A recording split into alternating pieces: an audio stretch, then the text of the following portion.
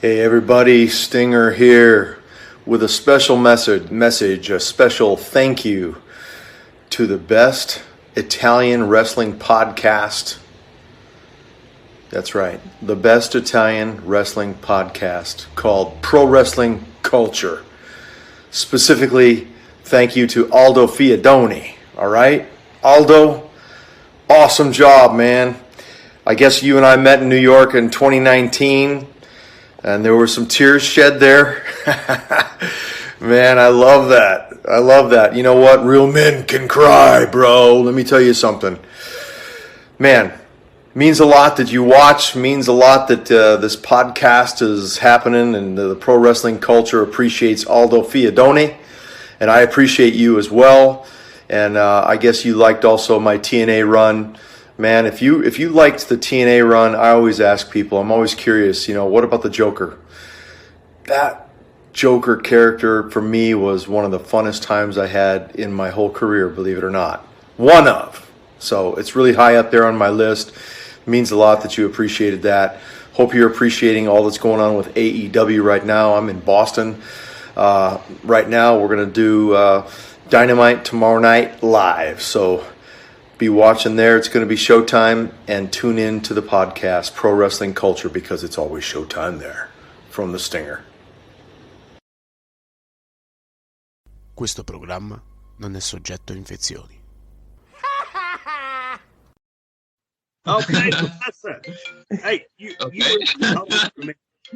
hear my phone ringing? That's Yes. Yeah, I got to tell Vince McMahon I can't make Monday night.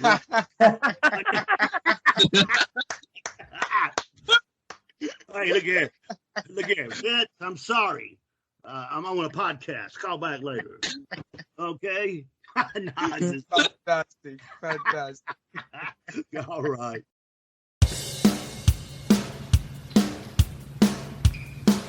It's showtime.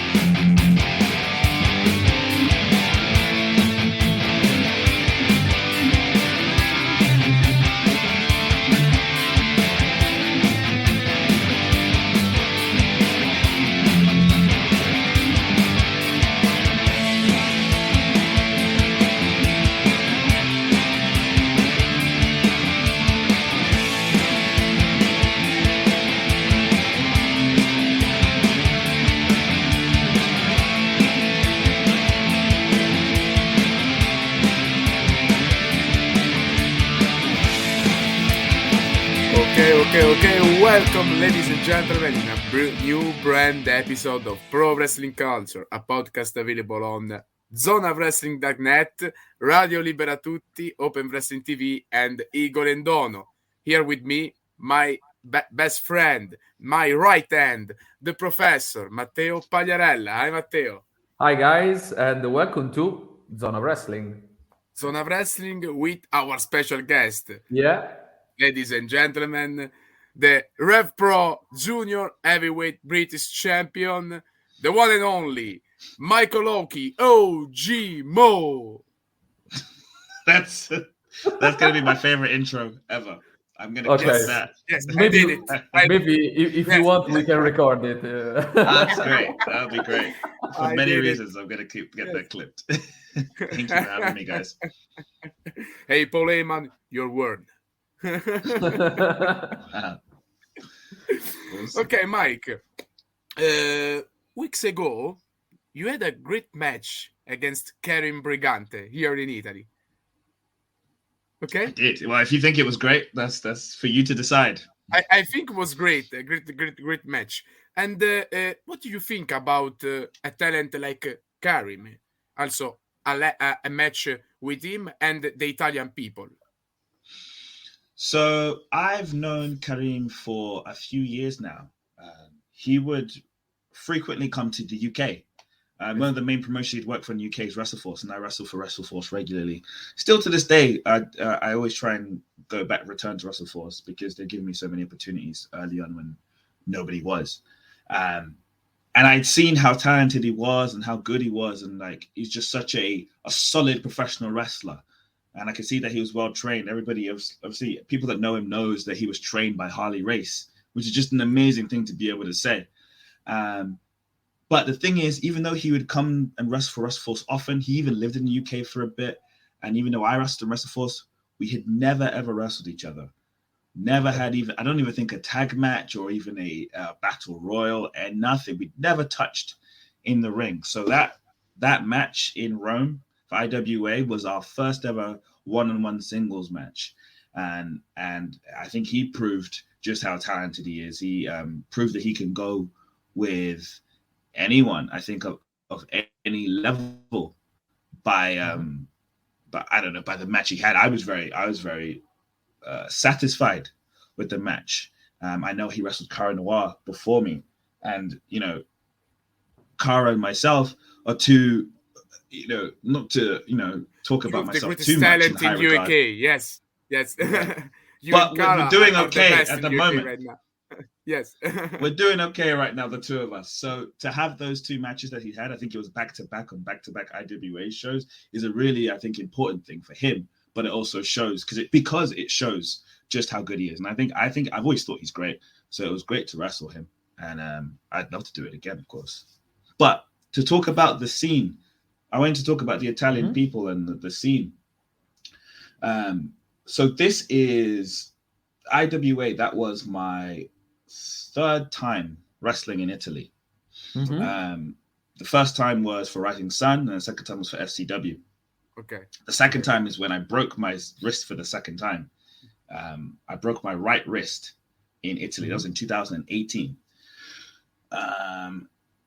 But when I went, it's amazing to see. There's a big difference that I noticed, and that's that before in the Italian wrestling scene, it seemed as though if you're a wrestler, you can only wrestle in this one promotion.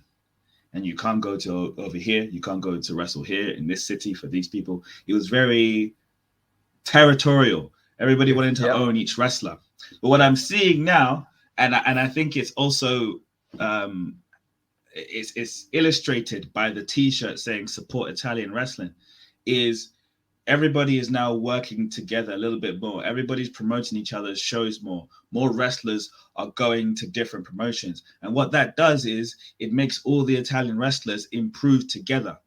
And then by making all the Italian wrestlers improve together, all the promotions improve together. And when the promotions in Italy improve together, more wrestlers like myself will want to come and wrestle who there is in Italy. And I think that's just an amazing thing to see. I can see it just from looking from the UK that things are improving big time and the talent is coming up big time. So it's amazing to see that. And when I was at the show, I watched every single match before me and after me, and I was very impressed with what I saw. And it's very nice to see. Did you see some new talent? Did you see great talent in Italy during the last time? Well, I could talk about the talent that I saw before.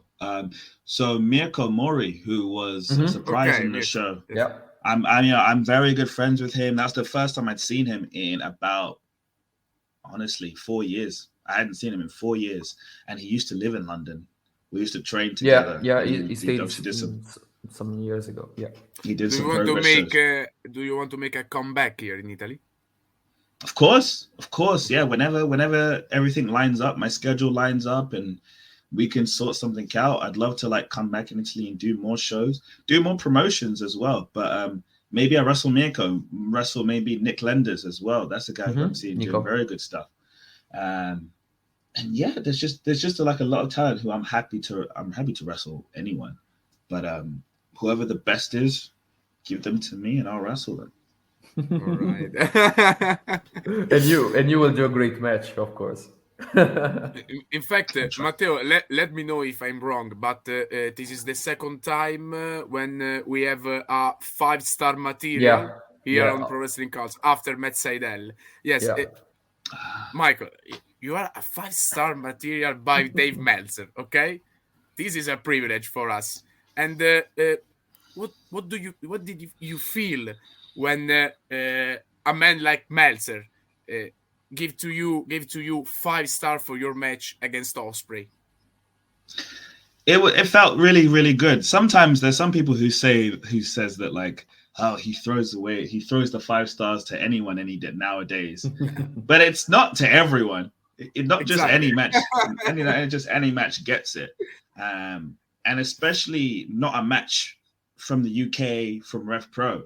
It's not a promotion he watches, I don't think, regularly like he would watch, in AEW, WWE, or New Japan. So for it to already be a thing that fans were talking about it so much as soon as the match ended that he had to go and find it. He said, okay, let me watch this match. And then he watched it and he was so impressed that he awarded it 5 stars. It was a good feeling. It was a very, very good feeling to get that attention, because as well, sometimes when you live in the UK and you're having your matches every week, you don't know, maybe you start to think that like your ability is not at the level of everyone else who's in America or Japan. But for someone who's avidly been watching America and Japanese wrestling for 40, 50 years, it's probably that long for Dave to then kind of watch this match and be like, no, this is on the same level as all of those matches is a very, very amazing feeling. And also him giving it that 5 stars made other people watch it and be like, oh, okay, let me see this match. And it brought me loads more attention. So it was all a very, very positive thing that absolutely, it was so highly rated. And it was a great match because I watched at stakes. Yes, Awesome. Absolutely. Awesome. And during the first part of pandemic, many companies, many indies, in particular in the United Kingdom, suffered too much. But right now, what is the status of that company, like RevPro, Over the Top Wrestling, Progress? Because I think they rising again. Yes, I would say that it's everybody is in a rebuilding stage. Yes. Yes. It's still maybe not the level it was, in 2016 and 17 when everybody was traveling to UK and wanting to wrestle here, all these worldwide names. I wouldn't say it's at that level yet, but I feel like we're getting close to that, especially RevPro and OTT actually, because OTT, I just wrestled for them, and they did. It was like 2,000 people in the building, so that's always a good sign that things are getting better. And the York Hall match myself with Will, we got 1,000 people, which is the first time I think since the pandemic that the York Hall show got 1,000 people, and again, like, I can't think of many shows that got that much buzz, because again, the whole high stakes show, everybody said was a very good show from top to bottom. So for that to be the case when we're supposed to be in this rebuilding phase, when things are supposed to be dying and everything's supposed to be tough, was like a really good feeling to hear that the whole show was universally praised. So we're still rebuilding. I think the scene is still rebuilding, but I think there's good signs that things will become really, really hot again in the UK scene. Absolutely. And days ago, during the WrestleMania week, you defeated Rich Swann, a former Impact TNA World Heavyweight Champion. And I think that was a really important step for your career. Oh, absolutely. Absolutely. Like to wrestle someone who, again, he was the Impact World Champion, I think, like last year. It was in 2021. He was like as early as then, he was the world champion. And then him being a former cruiserweight champion. And I'm defending my cruiserweight championship against him. Absolutely. Like that's a really cool thing. As well as like just the things that he's done. A guy who's wrestled at RevPro. I don't know I think he might have been a tag champion in RevPro, maybe, but I know he teamed a lot with Ricochet in RevPro, which is just like there's history kind of already of the things he's done and who he is. It was absolutely a huge like deal and a huge step in my career in terms of like what could be next and where I could be going next. to be on that platform, wrestling in front of new people,